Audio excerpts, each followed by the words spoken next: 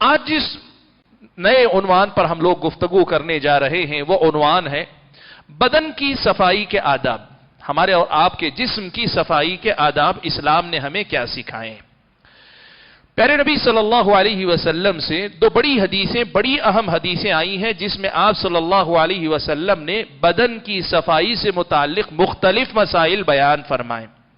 ایک روایت صحیح بخاری و مسلم کی ہے جس میں نبی علیہ الصلوۃ والسلام نے کہا خمس من الفطرہ، 5 باتیں فطرت میں سے.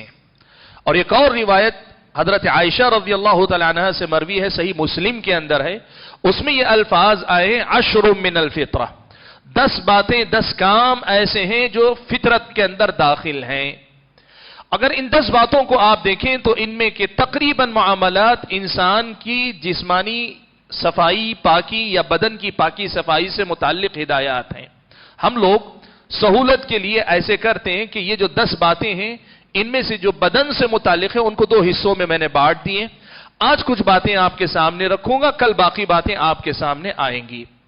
تو جو باتیں بدن کی صفائی سے متعلق ہم اور آپ کو ملتی ہیں ان میں سے سب سے پہلا مسئلہ ہے، اسلامی شریعت ہم اور آپ کو سکھاتی ہے کہ مسلمان کو اپنے ناک اور منہ کی صفائی کا خیال رکھنا چاہیے.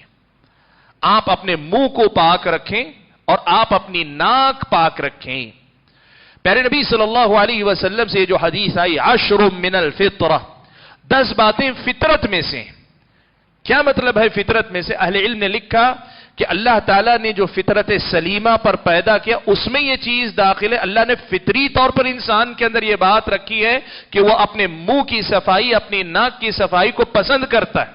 یہ جو 10 باتیں، 10 کی 10 باتیں اس کی فطرت میں داخل ہیں. اب اگر کوئی ان کی پابندی نہیں کرتا ہے تو وہ تربیت کے بگاڑ کی وجہ سے، صحیح تربیت نہ ملنے کی وجہ سے یا غلط ماحول کی وجہ سے اس نے اپنے آپ کو بدل لیا. ورنہ اصل یہی ہے کہ بندہ ان 10 باتوں کا خیال رکھے. ان میں سے اللہ کے نبی صلی اللہ علیہ وسلم نے 3 کلمات ارشاد فرمائے، السواک والمضمضہ والاستنشاق.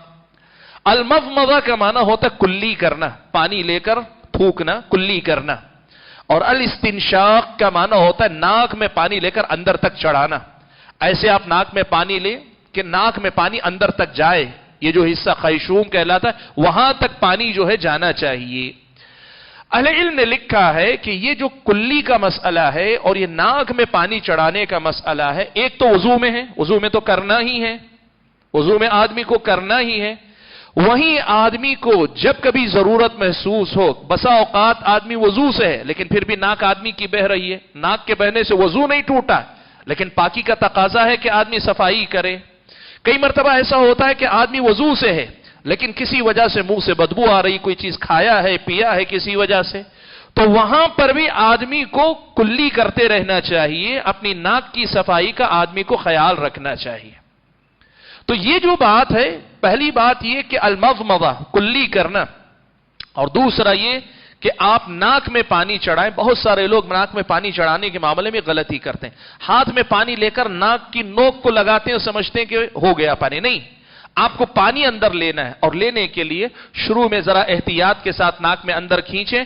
جب عادت ہو جائے گی تو آپ تیزی کے ساتھ بھی لیں گے تو آپ کی ناک تک جائے گا، پانی اندر نہیں اترے گا.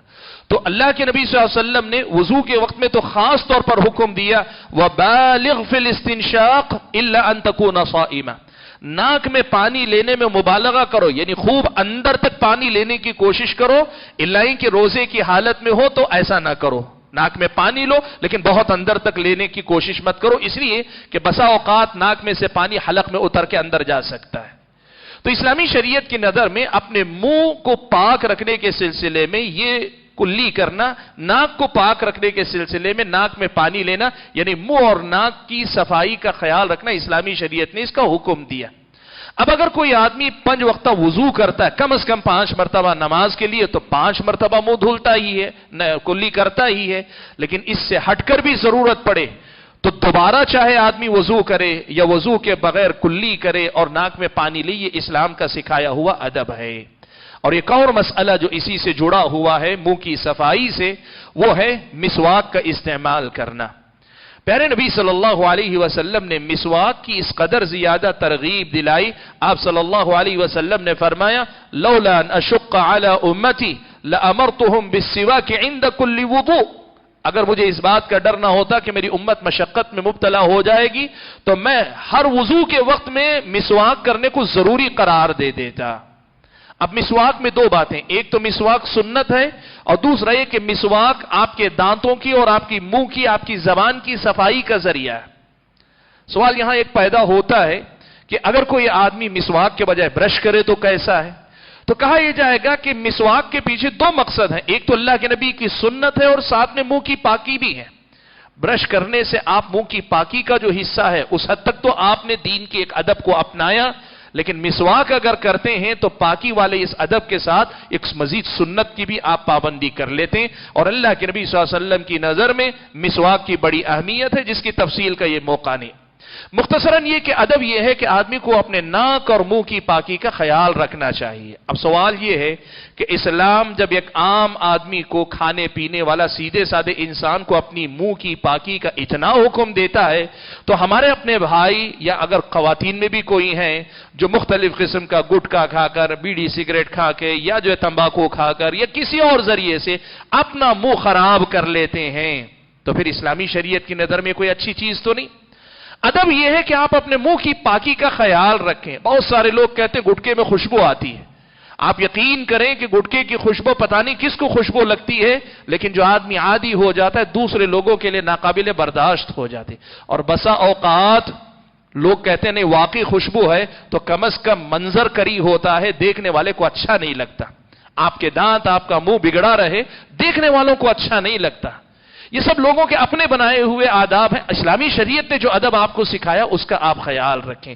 تو منہ کی صفائی اسلامی شریعت نے ہم اور آپ کو سکھایا ہے۔ یہ بدن سے متعلق صفائی کا پہلا ادب ہے۔